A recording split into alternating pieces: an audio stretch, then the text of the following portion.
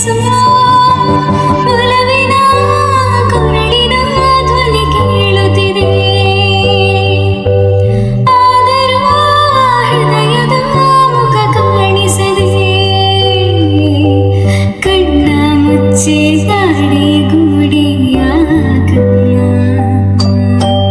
ಕಣ್ಣ ಮುಚ್ಚಿ ಮನಸ್ಸಿಗೆ ಬಂದು ಸೇರಮ್ಮ.